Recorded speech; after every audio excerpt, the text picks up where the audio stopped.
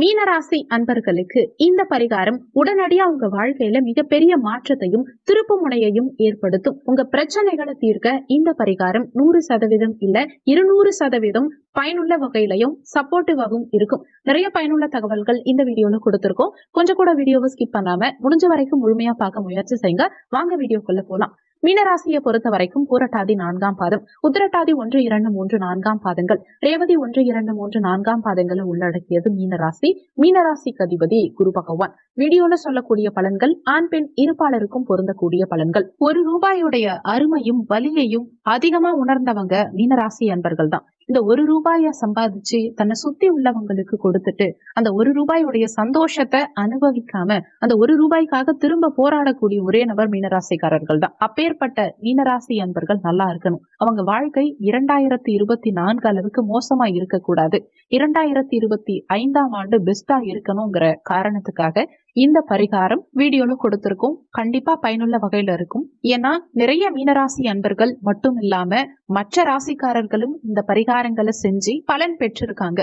இது திடீர்னு தோன்றிய பரிகாரம் கிடையாது. இதிகாச நூல்கள்ல குறிப்பிடப்பட்டிருக்கு. நம்ம முன்னோர்கள் இந்த பரிகாரங்களை செஞ்சு முழுமையா பலன் அடைஞ்சிருக்காங்க. நீங்க வேணா இந்த பரிகாரத்தை பத்தி உங்க தாத்தா பாட்டி மூதாதையர்கள் கிட்ட உங்க அம்மா அப்பா கிட்ட கூட கேட்டு பாருங்க. நிறைய பேருக்கு இந்த பரிகாரம் தெரிஞ்சிருக்கும். நீங்களும் இந்த பரிகாரத்தை செஞ்சு பலன் பெறுங்க. ஆனா இந்த பரிகாரத்தை எந்த தினத்துல எப்படி பண்ணணும், ப்ராப்பரா எப்படி பண்ணா முழு பலன் கிடைக்கும்ங்கறத இந்த வீடியோல தெளிவா கொடுத்திருக்கோம். இந்த பரிகாரத்தை கரெக்டா செஞ்சீங்கன்னா இந்த 2025ஆம் ஆண்டுல ஒவ்வொரு மீனராசி என்பர்களுக்கும் புதிய தேம்பும் தன்னம்பிக்கையையும் கண்டிப்பா கொடுக்கும். ஏன்னா குடும்ப ரீதியாகவும் அதிகமா பாதிக்கப்பட்ட ராசி மீனராசி தான். பினான்ஸ் ரீதியா அதிகமா பாதிக்கப்பட்ட ராசி மீனராசி, ஹெல்த் ரீதியா அதிகமா பாதிக்கப்பட்ட ராசி மீனராசி. மூன்றுமே ஒரு சூழலா இருந்து ஒரு புயல்ல மாட்டிக்கிட்டு தத்தளிக்க கூடிய நீங்க ஒரு 5 நிமிஷம் ரிலீஃபா இருக்கணும். ஒரு 10 நிமிஷமாவது உங்களை பத்தி திங்க் பண்ணணும்னு நினைச்சிருப்பீங்க. ஆனா ஒரு 10 செகண்ட் கூட உங்களை யோசிக்க விடாம உங்களுக்கு பிரச்சனைன்னு 2024 கொண்டு போயிருக்கும். இந்த பரிகாரம் செய்யறதுக்கு 3 ₹1 நாணயத்தை எடுத்துக்கோங்க. அந்த நாணயங்களை நல்லா கழுவி சுத்தம் செஞ்சு வச்சுட்டு மஞ்சள் தண்ணீர்ல நனைச்சி வச்சிருங்க. கூடவே ஒரு வெள்ளை நிற துணி எடுத்து அதுல மஞ்சள் கலந்த தண்ணீர்ல முக்கி எடுத்தீங்கன்னா அந்த வெள்ளை துணி மஞ்சள் நிற துணியா மாறிடும். நேரடியா நீங்க மஞ்சள் நிற துணி எடுத்துக்கிறதுனால ஓகே தான். ஆனா வெள்ளை துணிய நீங்க மஞ்சள் நினைச்சு மஞ்சள் ஆக்குறது இன்னுமே சிறப்பு. இந்த பரிகாரம் செய்யறதுக்கு நீங்க கோவிலுக்கு போகணுங்கிற அவசியம் கிடையாது. வீட்டில இருந்தே பரிகாரம் பண்ணலாம். நீங்க ஒருவேளை பேச்சுலரா இருக்கீங்க, எங்கேயாவது ரூம் எடுத்து தங்கி இருக்கீங்க, உங்களுக்கு பூஜை அறை இல்ல அப்படின்னா ஜஸ்ட் ஒரு சுவாமி படத்தை வச்சுக்கிட்டு சுவாமி படத்துக்கு முன்னாடி கூட இந்த பரிகாரம் நீங்க செய்யலாம். வீட்டுல பண்றவங்க பூஜை அறையில பண்றது விசேஷம். பெட்ரூம், ஹால் இங்கெல்லாம் பண்ணக்கூடாது. பூஜை அறையில பண்றது விசேஷம். முதல் ₹1 நாணயத்தை எடுத்துக்கோங்க. நீங்க ஆணா இருந்தா உங்க குலதெய்வத்தை மனதார பிரார்த்தனை பண்ணிக்கிட்டு பரிகாரம் செய்ய ஆரம்பிக்கலாம். பெண்ணா இருந்தா உங்க தாய் வழி குலதெய்வம், தந்தை வழி குலதெய்வம், கூடவே கணவன் வழி குலதெய்வம் 3 குலதெய்வத்தையும் மனதார பிரார்த்தனை பண்ணிக்கிட்டு ₹1 நாணயத்தை முதல் ₹1 நாணயத்தை அந்த மஞ்சள் நிற துணியில முடிஞ்சு வைக்க போறீங்க. இது எப்ப பண்ணணும்னா தமிழ் மாதத்தின் 2வது வியாழக்கிழமை. தமிழ் மாதம் மீன்ஸ் ஜனவரி, பிப்ரவரி அது கிடையாது. சித்திரை, வைகாசி, ஆனி, ஆடின்னு வருது இல்லையா? இந்த தமிழ் மாதத்தில் வரக்கூடிய 2வது வியாழக்கிழமை அன்னைக்கு இந்த பரிகாரம் முதல் ₹1 நாணயத்தை நீங்க முடிஞ்சு வைக்கணும். இந்த ₹1 நாணயத்தை முடிஞ்சு வைக்கும் போது நீங்க என்ன வேண்டிக்கணும்னா பினான்சியல் சம்பந்தப்பட்ட பிரச்சனைகள் தீரணும். கடந்த காலகட்டங்கள்ல பினான்சியல் வைஸ் ஏற்பட்ட தோல்விகள், அசிங்கங்கள், அவமானங்கள், பிரச்சனைகள் இது எல்லாமே சரியாகணுங்கிறதுக்காக இந்த முதல் ₹1 நாணயத்தை நீங்க முடிஞ்சு வைக்கிறீங்க. இந்த பரிகாரம் செய்யும் போது குருஹோரையா இருந்தா ரொம்ப ரொம்ப சிறப்பு. வியாழக்கிழமை காலையில 6 மணில இருந்து 7 மணி வரைக்கும் குருஹோரை வரும். மதிய நேரமா இருந்தா 1 to 2, இரவு நேரமா இருந்தா 8 to 9 குருஹோரை வரும் வியாழக்கிழமை அன்னைக்கு. இந்த குருஹோரையில பண்றது விசேஷம். அல்லது சுக்கிரஹோரையில பண்றீங்கனாலும் ஓகே தான். சுக்கிரஹோரை வியாழக்கிழமை காலையில 9 மணில இருந்து 10 மணி வரைக்கும் இருக்கு. மாலை 4 மணில இருந்து 5 மணி வரைக்கும் வரும். இரவு நேரமா இருந்தா 11 மணில இருந்து 12 மணி வரைக்கும் இந்த சுக்கிரஹோரை வரும். இதுல குருஹோரையில பண்றது விசேஷம். சுக்கிரஹோரையில பண்றீங்கனாலும் ஓகே தான். ஏற்கனவே சொன்ன மாதிரி பணம் சம்பந்தமான பிரச்சனை தீரணும்னு மனதார வேண்டிக்கிட்டு 2வது வியாழக்கிழமை, மாதத்தின் 2வது வியாழக்கிழமை அன்னைக்கு குலதெய்வத்தை மனதார வேண்டி நீங்க முதல் ₹1 நாணயத்தை முடிஞ்சு வைங்க.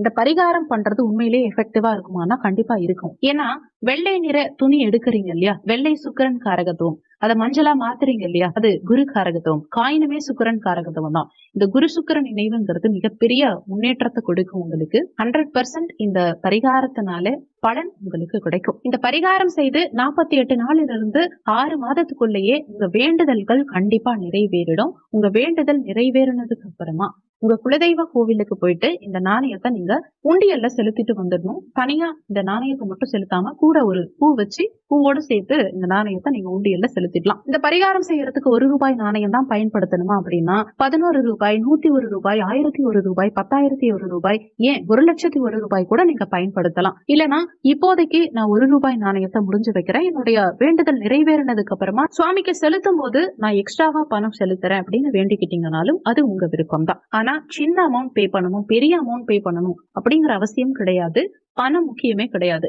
உங்க வேண்டுதல் முழுமனதோட இருக்கணும். உங்க வேண்டுதல் உண்மையா இருக்கணும்.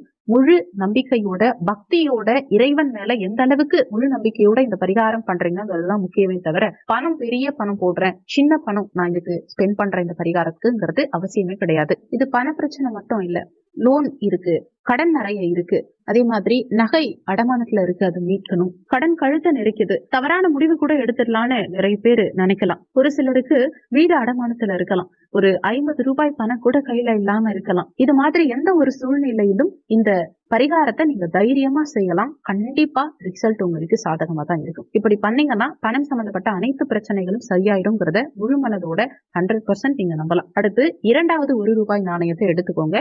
இந்த இரண்டாவது ₹1 நாணயம் எதுக்குன்னா, உங்களுக்கு குழந்தை பாக்கியம் கிடைக்கல, கணவன் மனைவிக்குள்ள பிரச்சனை, உடல் சம்பந்தப்பட்ட பிரச்சனை, ஹெல்த் இஷ்யூஸ் ரொம்ப படுத்துது, சொந்த வீடு இல்ல, வாகனத்தை அடமானத்துல வச்சிருக்கீங்க, தாய் தந்தையோட பிரச்சனை, பசங்க உங்க பேச்ச கேட்கல, உங்க வாழ்க்கையில எத்தனை முறை யாரை நம்பினாலுமே எல்லாரும் உங்களை ஏமாத்துறாங்க அப்படிங்கிற மாதிரி எந்த ஒரு சூழ்நிலையையும் உடைக்கக்கூடிய பரிகாரமா இந்த இரண்டாவது பரிகாரம் இருக்கும். இந்த இரண்டாவது ₹1 நாணயம் முடிஞ்சு வைக்கிறதுக்கு சிறப்பான தினம் எதுன்னா செவ்வாய்க்கிழமை. செவ்வாய்க்கிழமை அன்னைக்கு வைத்தீஸ்வரனை மனதார நினைச்சுக்கோங்க.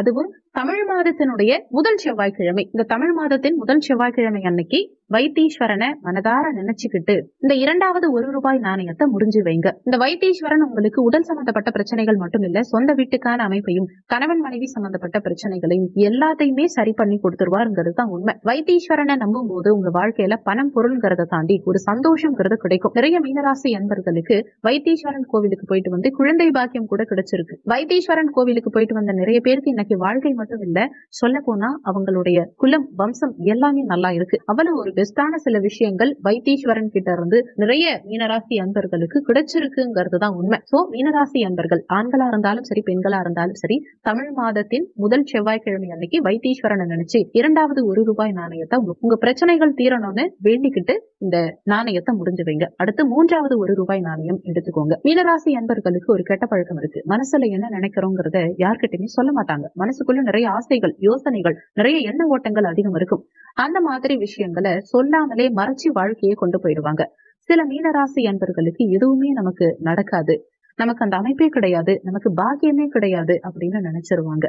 ஆனா உங்களுக்கு தான் எல்லாமே நடக்கும் அப்படின்னு சில காலம் கழிச்சுதான் உங்களுக்கு தெரிய வரும். அதை தெரிய வைக்கிறதுக்கு தான் இந்த மூன்றாவது ₹1 நாணயம். உங்க மனசுல இருக்கக்கூடிய ஆசை, ஏக்கம், ரகசியம், அந்தரங்கம்னு கூட வச்சுக்கோங்களேன், அது நிறைவேறணுங்கிற எண்ணத்தோட இந்த மூன்றாவது ₹1 நாணயத்தை முடிஞ்சு வைங்க. இந்த மூன்றாவது ₹1 நாணயம் எப்ப முடிஞ்சு வைக்கணும்னா மாதத்தின், அதாவது தமிழ் மாதத்தின் கடைசி வெள்ளிக்கிழமை அன்னைக்கு இந்த மூன்றாவது ₹1 நாணயத்தை முடிஞ்சு வைக்கணும். மாலை நேரத்துல இந்த ₹1 நாணயம் முடிஞ்சு வைக்கணும். இந்த பரிகாரம் செய்யும் போது நீங்க மனசுல என்ன வேண்டிக்கணும்னா, உங்க வாழ்க்கையில நடக்காத சில விஷயங்கள், நீங்க எதிர்பார்த்த சில விஷயங்கள் ஆனா நடக்காம போயிருக்கும், தோல்வியுற்ற சில விஷயங்கள், அவமானங்கள், அசிங்கங்கள், அது எல்லாமே மாறி உங்க மனசுல நினைத்த விஷயங்கள் நிறைவேறணுங்கிறதுக்காக தான் இந்த மூன்றாவது பரிகாரம். இந்த மூன்றாவது நாணயத்தை முடிச்சு வைக்கும் போது உங்க இஷ்ட தெய்வமா முருகப்பெருமான நினைச்சுக்கோங்க.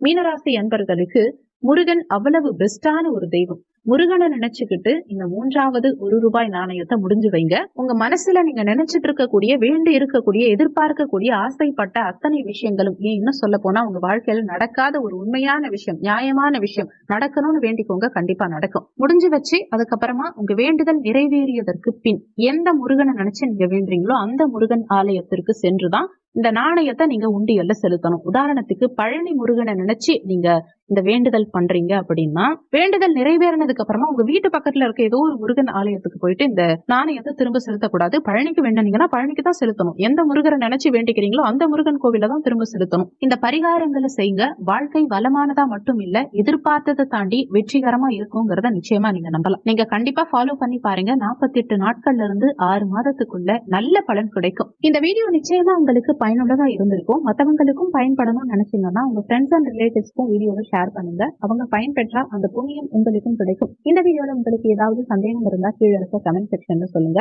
நன்றி. மற்றும் ஒரு நல்ல பதிவோடு மீண்டும் உங்களை சந்திக்கிறோம்.